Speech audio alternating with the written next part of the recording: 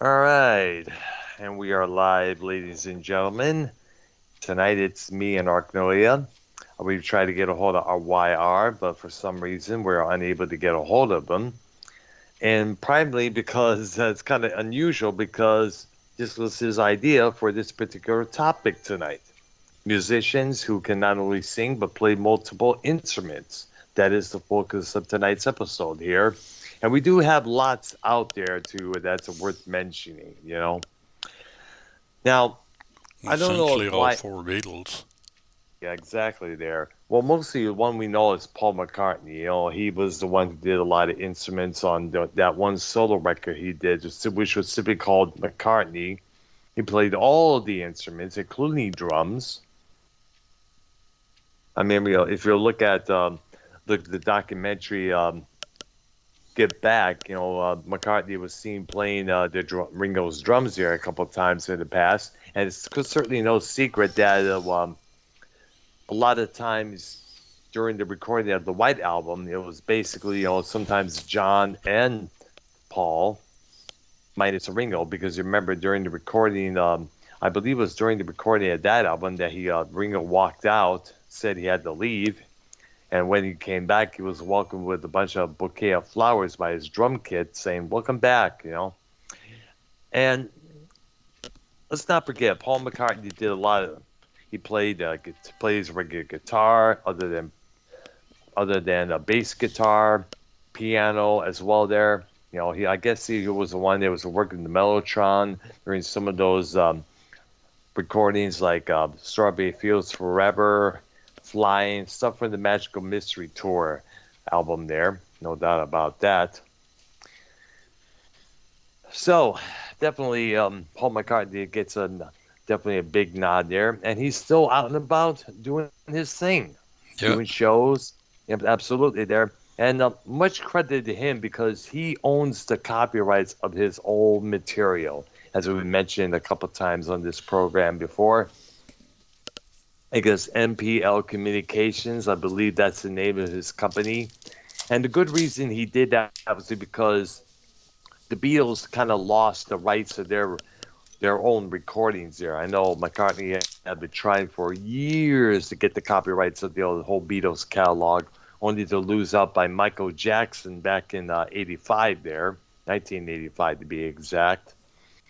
Now, with Michael Jackson gone, since 2009, I guess the Apple Corps, I guess that's what was formed around that time. They now own the Beatles catalog, if I'm correct. I'm not too sure. I got to look up the internet who owns which there. And of course, we also got to not acknowledge this. I want to acknowledge somebody else right now from the industrial underground world there. Kevin Crompton from Toronto, Canada, better known as Kevin Key. He's known mostly for the group Skitty Puppy, yes, which mm, I saw many times back in Michigan and here in Texas. Now, Kevin Key has been known to be not only a keyboard player but also a pretty good drummer. He played in this band called Images in Vogue in the early '80s there, prior to forming Skinny Puppy with frontman Nivek Ogre. And of course, Key has many, many projects under his belt there. Other than Skinny Puppy, he had Plateau, Download, The Tear Garden, and he also was in part of a thing called Puppy Gristle, which featured the frontman of Throbbing Gristle, the late Genesis P. Ordridge.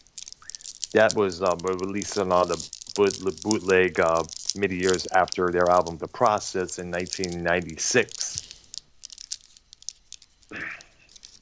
Now, we also got to bring up another multi instrumentalist, Trent Reznor from Nine Inch Nails. For up until about he started working with Atticus Ross on all those soundtracks a couple years back, it was mostly Trent Reznor doing all the instruments on all his albums, including Pretty Hate Machine, The Downward Spiral, With Teeth, The Fragile, Other Ghost, his Project Ghost. He basically did it all there when you look at it there. And that's when, of course, he, as I mentioned, he met Atticus Ross, and the two formed an absolute awesome bond. And Nine Inch Nails, as of now, is officially Trent and Atticus Ross, from what I understand there. I guess the two had done so many soundtracks, like Gone Girl was one of them there. I guess they did a couple others. I should probably look up in a few minutes here. So definitely, Trent Reznor has definitely a big part on this list here. And you have Mm. any? I know you have a couple on your list there as well. There. Well, I don't have a list, but I'm doing it from memory. All right. Geddy Lee, Geddy Lee of Rush plays bass, sings, and keyboards as well. There. he's a big one. Absolutely there. Tom Schultz from Boston. Not only is he a guitar player, songwriter, producer, engineer, he's also a badass wailer on the organ as well. The organ solo he did on the track Smokin' speaks volumes, that's for sure there. Now, are we naming people that sing but only play one instrument, or is it multiple? I think, I'm not too sure, remember this was YR's idea, about doing this program here. Okay, because I You was know, going and to say on the Eagles, all five of them basically. yeah, Don Henley, I know YR mentioned that, he plays guitar occasionally, and he also plays drums. So definitely, wait a minute. Holy cow. Did I do something wrong here? Wait a minute. What the hell? I think I just realized how the hell did this happen? I thought I got to change the title here. Apparently what it did, I had everything set up. I thought I had everything set up. So you come up with the list why I changed the title of our, on the title and description here. And, I don't know how the And of hell course, that you got happened. Joe Walsh, who he only plays guitar, I think, but Yeah. Don Felder as well.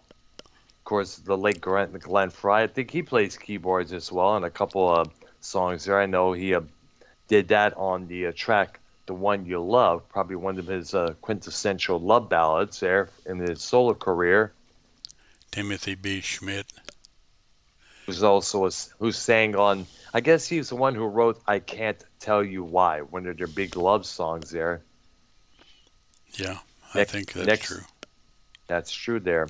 Next to next, of course, oh, what's that? Oh yeah, "Best of My Love." That was one of the first Eagle ballads that they came out with back in the day. There, Yeah, yeah, and a lot of your solo artists play instruments. yeah. Paul Jackson Rogers, Brown. yeah. Oh, oh. By the way, we got to mention this. Paul Rogers from Bad Company.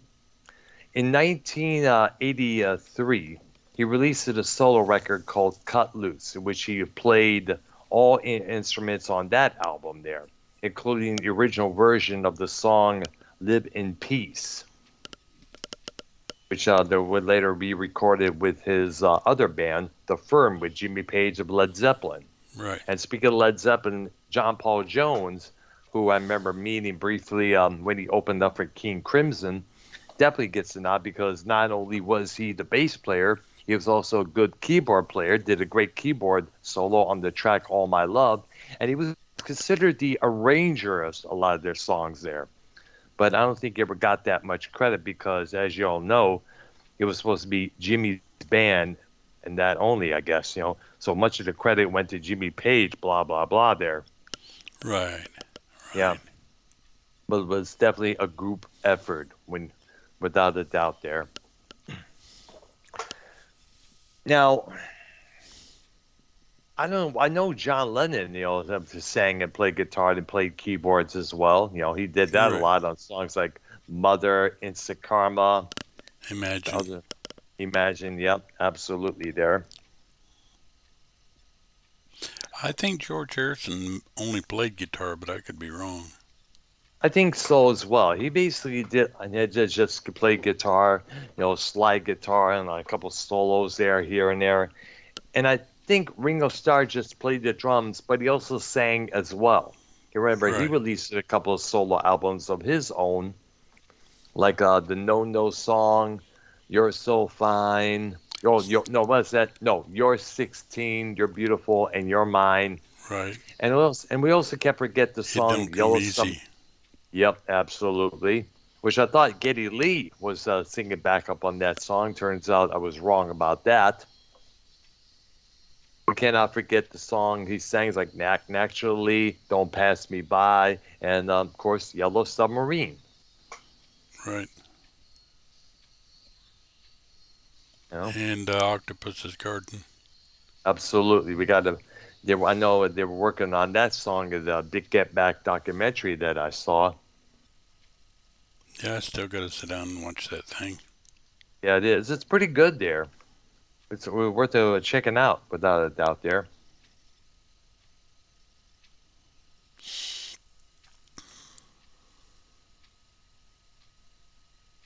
Hey, hey. So, let me put up Ark and me. And of course, you have Kiss, who they all played instruments. Yeah, there's. Well, let's not forget. I think Peter Criss was also a singer as well. He sang on Right. songs like "Hard Luck Woman," of course, the quintessential, timeless Beth, which by the way Right. was written about his wife at that time, missing him because he's always on the road, always in the studio, always practicing with the band, and I guess it explains a lot of reasons, one of the big reasons why women often cheat on their mates. Now, I've seen episodes of the show Cheaters many times, and a lot of the women suspects on that program always say, "You're never around, he's always at work. So what am I supposed to do? What about me? I know I realize you have a job, but I didn't think I was gonna get this lonely. But and I guess but here, can I say this? Got to think before you do something dumb like that, because that's gonna hurt the man. That's gonna hurt your soulmate. And plus, it's gonna give you a bad rep in the end there, Right. especially when you're portrayed as this wholesome, do goody good girl that you was raised to be all your whole life. Right. Yeah, there. The camera's still working.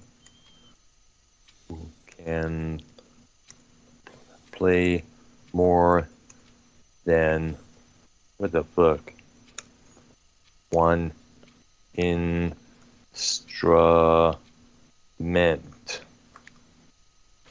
I hope I got that correctly. What am I doing there? There we go. Give me a couple minutes here to put a different thumbnail. I don't know how the hell that happened. I don't know if I ever got a chance to change the thumbnail and the title description earlier today when I woke up, because I was busy taking care of some shit there. I I don't know know what Neil the heck happened. Young mainly plays guitar, but he does play occasional keyboard. That's true there. All right. All right. It's all set and done. All right. Everything has been corrected, ladies and gentlemen. And it should be on the go right now as we speak. All right. Give it a couple of minutes here. All right. It should be all set and ready. I know. We also got to acknowledge other people. Like, let's see. I think there's another multi-instrumentalist out of England. His name is Ronan Harris. He leads the group V&V Nation, industrial group out of the UK there.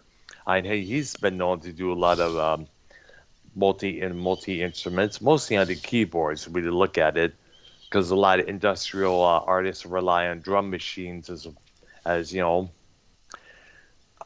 like our Trent Reznor did, Skinny Puppy and Frontline Assembly as well there. And then you got Greg Lake, who played bass and uh, six string. Guitar. Yeah, six-string guitar as well there. Actually, regular guitar. He did like a solo on Carnival 9 First Impression Part 2, if you remember that there. Right. Yeah. Yeah. Yeah. I'm going to try what are there. Oh, let's also not forget, Robert Fripp from King Crimson. You I know, he don't think he ever sang, did he? No, he didn't sing. Well, I know he played keyboard and guitar, but you're right, he's not a singer. Adrian Belew, yeah. Yeah, that's true. Yeah. Yes. Yeah.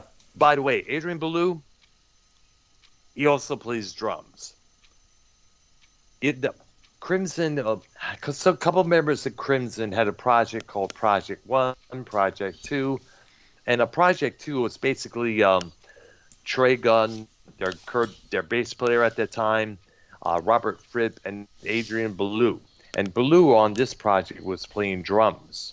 And on the look at some of the live concert footage from the early '80s on the track Indiscipline, Belew is playing on the drum kit and doing the spoken word dialogue and the beginning of the song. Of course, when during Robert Fripp's solo, when the rest of the band kicks in, Belew walks over, picks up his guitar, and continues the song with the group there.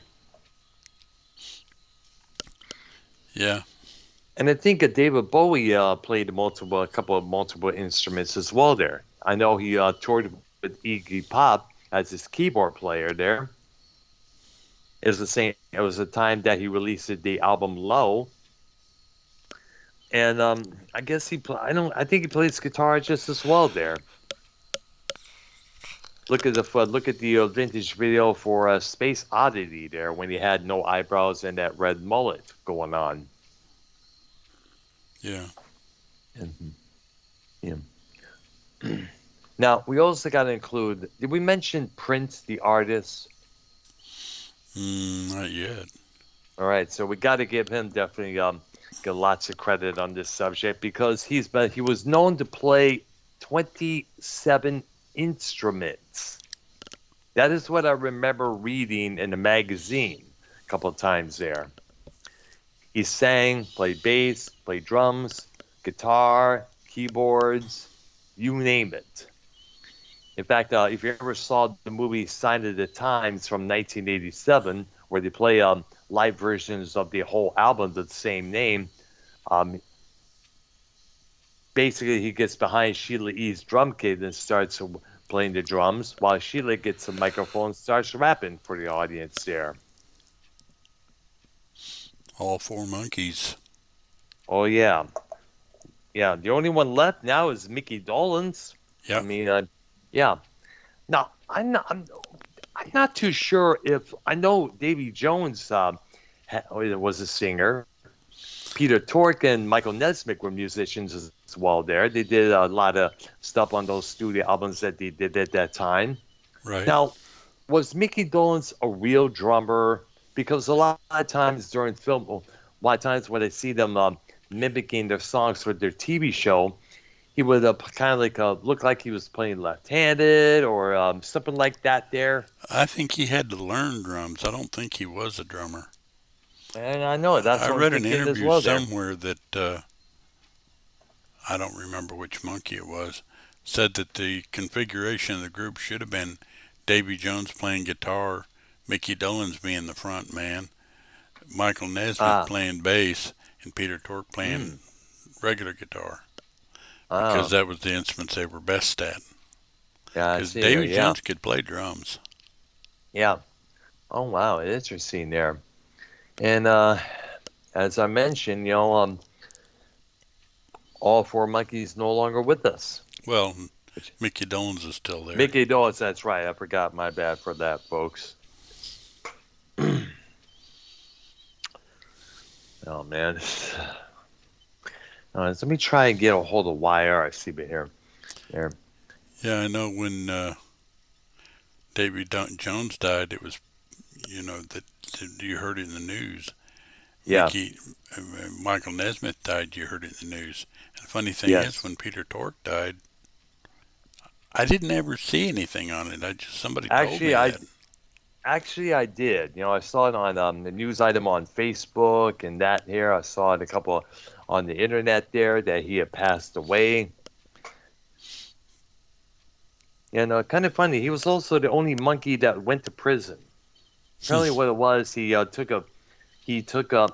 to Mexico, came back with a whole bunch of hash that he forgot about, got discovered by the border police, and went to jail for it for a long while there. And I guess they had to make sure they didn't get the shit beat out of him there because prison's one place you don't want to end up in. That's for sure, man. No. Regardless of which country it is, especially Mexican prison, for what I understand. Yeah. All right, so let's see. Another, I guess, does Rick James count as a multi-instrumentalist and singer as well? There. I'm not real familiar with what he does. I mean, as Well, far as instruments go. well, I know. Well, I think he played guitar and bass guitar, but I think he mostly played bass guitar because you'll look at some of the album covers and videos he was in. He would play a white Rickenbacker bass. I know he did that on the Street Songs album there, the one that has "Give It to Me, Baby" and of course "Super Freak." And of course, Roger Waters, he plays bass and guitar just as well there. He did that a lot of times with those Pink Floyd recordings like Grantchester and Meadows, Pigs on the Wing Parts 1 and 2, Mother, From the Wall. He'd done that many songs before there. Right. And I'm not too sure. I think David Gilmour plays keyboards once in a while. He did that on the track of his own called Out of the Blue. Right. But Yeah, when he's with Floyd. Floyd, he basically pretty much left it all to Richard Wright. Yeah. Now, I don't know if Richard Wright played any other instruments other than keyboards, but he also was known to sing on a few songs himself. He did co-vocals on the track Where the Inside Out from 1994. And he did a couple other songs like Summer 69 from Adam Hart Mother, as well as the lead vocals on the song called Stay from the Obscured by Clowns album there. Yeah, he and by the way, many vocals, but that's true there. In fact, he didn't really wasn't able to contribute that much because Roger Waters was doing all the work, all the writing here and there. I guess eventually it was Waters who booted him out of the group there before the recording of the Wall album there. But he was kept on as like a section musician there since Floyd is supposed to be a 4-piece unit. But as I mentioned, he was the only one of the group that actually made a lot of money from the Wall performances in 1980-81 there, because the rest had to dig deep in their pockets to pay for the stage set, including the inflatable judge, the inflatable, the airplanes, the pig with the marching hammers on each side. They spent a lot of money there, believe it or not, on that tour. Yeah, it's funny that Waters was always compose, write everything, and he complained about having to do that, and it was like, well, you won't let anybody else do it. Well, Waters has been known to be a control freak, according to many sources there. I don't know if he's like that now. I guess he probably eased up. I know he admitted that in one article I remember reading years ago that he regrets taking Pink Floyd to court over the ownership of the name back in '86 there. I mean, well, basically, if he'd stayed on course and left the final cut alone, yeah, or wrote some different stuff, everything probably would have been fine. That's true there.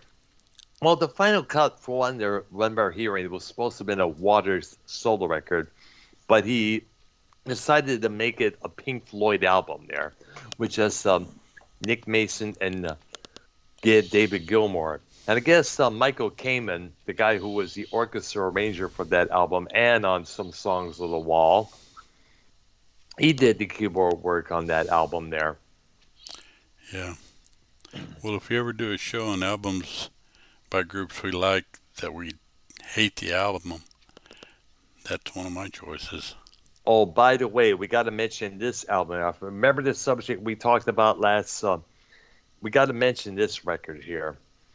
This album from Motley Crue from 1994, simply called Motley Crue, tanked miserably in the back that year. And I throw this, and this came to my mind earlier this afternoon because I forgot. I don't know why I forgot to mention it, but you know what? It makes a lot of sense. Now, let me remind everybody of this scenario here. Cruz already signed a multi-million deal with Elektra Records, a label at that time. All their last records in the 80s were multi-successes, including the last one at that time with Vince Neil called Dr. Feel Good. God knows how many hit singles came out of that album. Don't Go Away, Mad, Just Go Away, Kickstart My Heart, and of course the title track of that album. Now, it started in the 1990s. The scene was changing, and I guess the rest of the crew was trying to fit in with all that, with that scenario. But Vince Neil wanted to hold on to what was going to what he basically wanted to hold on to what was dear to his heart. And I guess the two came to blows verbally at that time there, and I guess Vince Neil walked out, and thinking that he was let go, while the rest of the crew, Nikki Sixx in particular, said he walked out and left. And they got John Corabi to be their new frontman to record this album, simply called Motley Crue.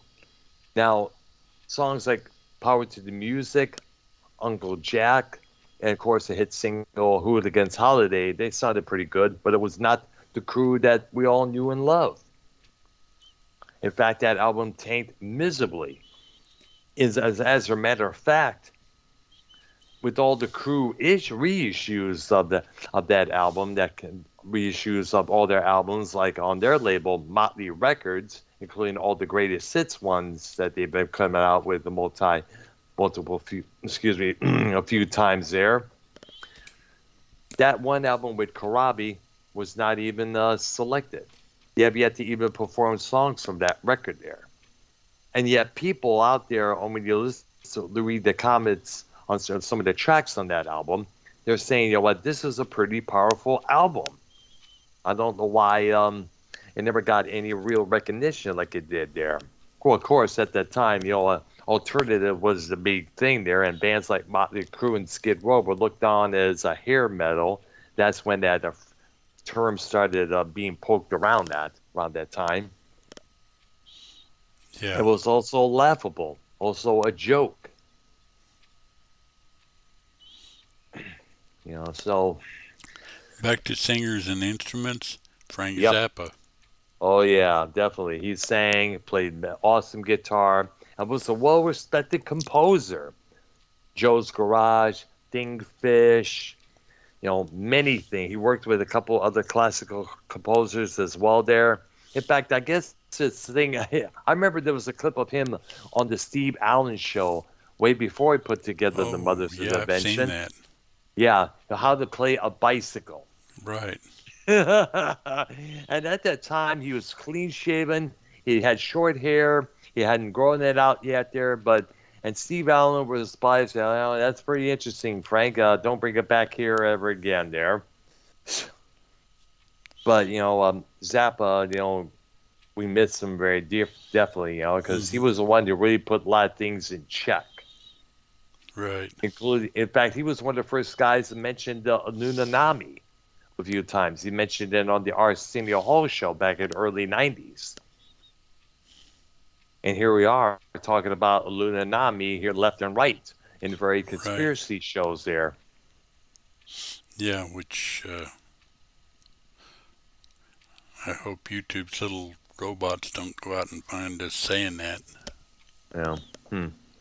Well, we're not that big of a show, so definitely they'll probably have will probably have a hard time. They'll have a hard time trying to find us Right. right there. Let's see there. I also got to throw this guy around, Mick Harris. In the 80s, he was the drummer for the grindcore metal group Napalm Death out of the UK. And it was like a thrash band, but where the instruments were detuned and played through various pedals to make a grinding sound, especially with the bass player. You know, you listen to the bass player on for the group Godflesh, G.C. Green. He was able to detune the bass, play through the different distorted pedals where it sounds like a grinder or a machine or something like that there. And the first Scorn album that I forgot the time, what's the name? Bass soloist, Nick Boland's bass guitar. He was a singer and bass player and guitarist for that project there up until his firing from the group. Scorn, that is, what I'm speaking of, featuring Mick Harris, by the way. After he left Napalm Death, he put together that project. That one record was definitely, it was a mix of industrial, metal, thrash, and a couple of soundscape pieces there. But at the time, people just didn't really get it. Yep. Of course, Harris has now taken Scorn to the dub music limit there, needless to say. He mostly runs by machines. He even admitted he doesn't remember the last time he had a drum kit. In fact, he also has another project. My soundscape pieces that I upload on my YouTube channel here. Right. Yeah, one of the inspirations for these pieces there was Harris's soundscape project, Lull, spelled Lull. He's released many albums under that name. Many tracks for different compilations, Thoughts, Found, Scorching. What's the name of it? Let's see. What's the name of that one there? Never mind. I forgot about it. But he released many albums under the name Lull, Dreamt About Dreamin', Journeys Through Underworlds, my favorite, Cold Summer. To me, it was a classic there. Of course, Continue from 1996, one track, 62 minutes long. And the one that came after that in 1999 was called Moments, which is 99 tracks, about 30 plus sound pieces collaged together, all divided into 99 tracks. Mm. How brilliant is that? Oh, another guy that, he played one instrument and sang was Phil Collins. Yeah, it's true there. That's right. He would play, he played drums, he played piano on a couple of songs there. And he also was a good singer and a good songwriter when you look at it there. He wrote a lot of in-depth songs about his first marriage falling apart on all those earlier solo records he put it out, including a couple on Genesis. The album Abacat had a song called Like Ready or Not, You Have Taken Everything there. Or it's Like It or Not. I have to check there. It's been a while since I heard that track there. Right. I know. Let's see there. Also, we got to look at a guy out of Los Angeles. His name was Valor Can. He's the current leader of the group Christian Death, this death rock group out of the L.A. area there. He took over the Christian Death group after their original frontman, Ross Williams, departed many, many years back there. And Valor has been known to play more than one instrument. I think he plays piano. Guess he plays bass guitar as well as regular guitar, and a singer as well. So he definitely gets a nod as well. Well, other than six string, Stephen Stills, Mm-hmm. I don't He might play some keyboard, but I think it's mostly the six string. I think it's so. Yeah, most likely. Right. Speaking of which, I got almost forgot. I got to mention this dude, Scott Santos, who currently lives in Las Vegas, Nevada, where Mars Mirror lives. Hmm. He and back in the 80s and 90s, he had a project band called the Oriental Spas. They were a damn good group out of Novi, Michigan. They released albums like their self-titled debut, Street Lines, one of my favorites from them, The Telling Tree from 1993, and an album called of somber music called Pain. Now on the album, on the credit list of that album, he's credited as playing just instruments. His sister Laura did the vocals. This big guy played, some guy named Tim something did the bass guitar, and Kean Smith was a drummer of that, and Scott was basically listed as playing instruments, all the instruments there, whether it's a slide guitar, acoustic, electric, a couple other drums here and there, blah blah blah. And Scott went under various different names. He went on as Aaron Jade. It later became Jade, and just then Jade Scott. And he continued that up to the end of the Spas, which I guess occurred in 1995. That's when the group decided to. Well, they did one. They were supposed to do one gig at a place called the Foundry. Scott's wife at that time, Mary, had a solo record on their record label, Overture, also based out of Novi, Michigan. She was in the middle of her set. I was looking to find Jade or / Scott, and then boom, people started rushing towards the back of the dressing room there, claiming that there was a shot. Somebody fired a gun. Next thing you know, there was a scuffle at the front door there, and I guess when the security got shot, I don't know if it was in the head or in the gut or whichever there. I don't know if he made it through or died or whichever there, but that was the last night of the Foundry. Hmm. It would later close up soon afterwards, which is a shame because it was a damn good place to listen to DJs, to hang out there. I remember the late Charles English, one of the classic Detroit DJs, would DJ there on Wednesday evenings there. And I miss that place. I do. I really do there. In fact, I also miss Charles English as well there. He was one of the coolest cats in the Motor City there when it came to playing tunes and that. I think the Moody Blues only have three guys that sang, but they all played instruments. Yeah, In fact, the absolutely. unusual Well, one was Ray Thomas, who yeah, I was going to played mention, the yeah, he played flute and sang. flute, tambourine. He also played, did a lot of percussion instruments. And he also wrote a few songs for the Moody's as well. I guess he played guitar as well there, but I guess mainly his position was simply backup vocals, tambourine, and flute, and that's about it. But he did come up with some good songs, like I think "For My Lady" from their seventh record, Seven Sorin, Right. and also a song called "And the Tide Rushes In" from the Question the Balance album. There, Yeah. And Legend of a Mind. absolutely there, great song from them. I think it's also Dr. Livingston. I presume sang on that record, on that song. I meant. Quite possibly. I'm thinking so there. I could be wrong, but it's sad that the Moody's are no longer there. But what can you do? I Yeah. don't think Hayward and Lodge would want to carry on with the name that with the Moody's name there. Right, because Ray Thomas retired. I think he's still around. And No, Grammy he Edge is. died. Oh, did he?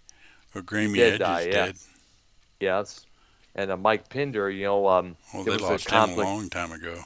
Yeah, I know exactly. What the story was, Justin Hayward and the Pinder, they were composing a song. They were getting into it, and Graham Edge was trying to interrupt him for some reason there, and Pinder just went off on Graham.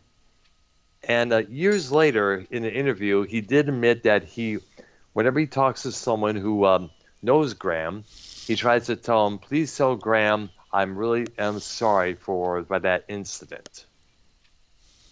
And we're like, why can't you just tell him yourself? Yeah. You would think that's how it works. Exactly. It would be a lot better rather than going behind with somebody than sending someone to talk to them and stuff, Right. Just approach them head on. Say, hey, I'm sorry I did this. I really felt bad. You think we could work shit out, And because I'm sure, because I know Pinder admitted that he was really regretful about the way he angrily yelled at Edge like he did. Right. Yeah. And I don't think the Moody's were that kind of a band to yell at one another there.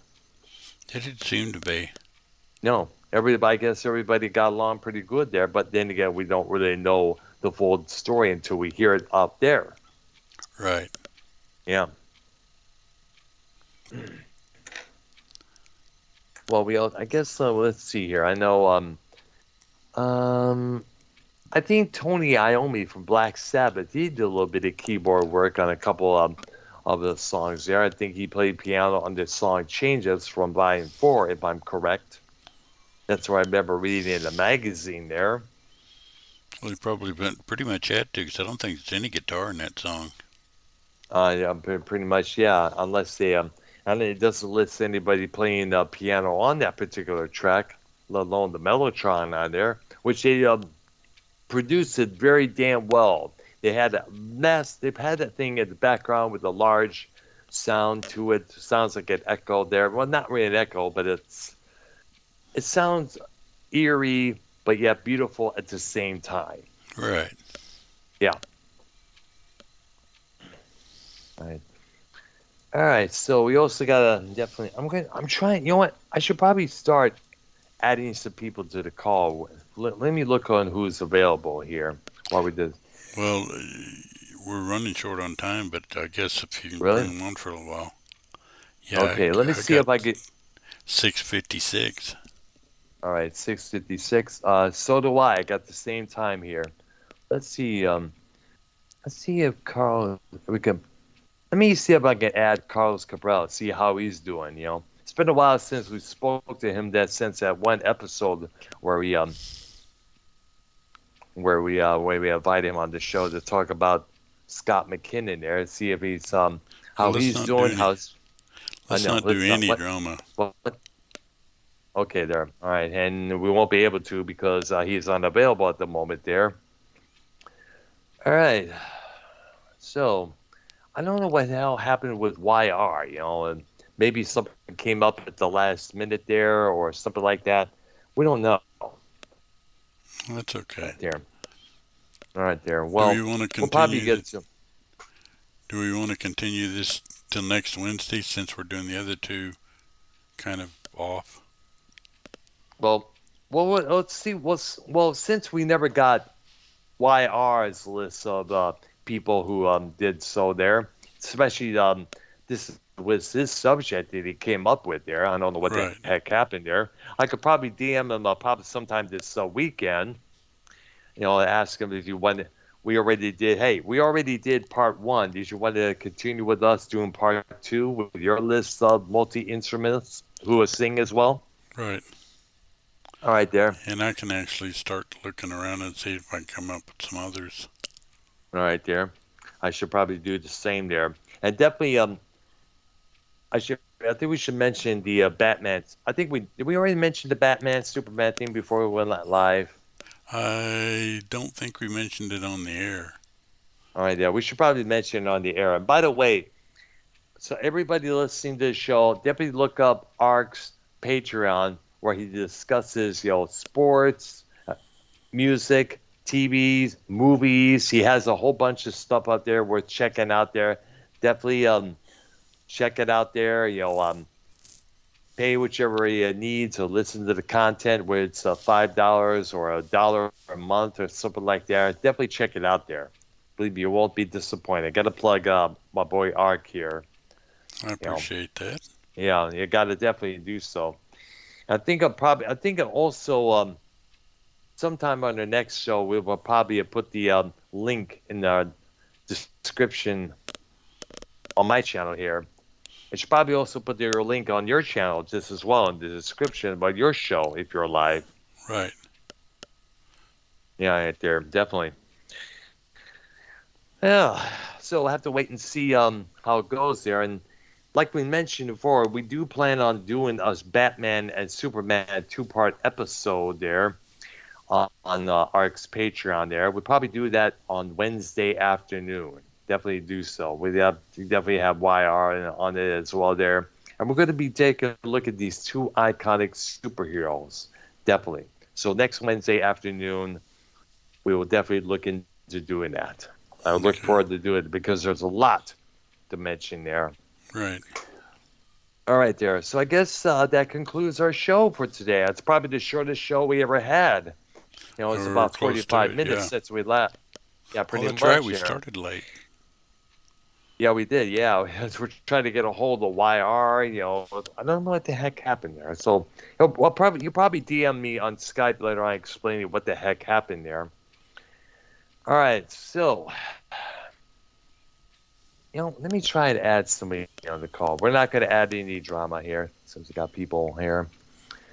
I want to see if Ken is available by chance there. I'll see if we can have him. I'll see how. All right, there. Let me check here. Let me see here. Blah blah blah. Let me see if Redneck,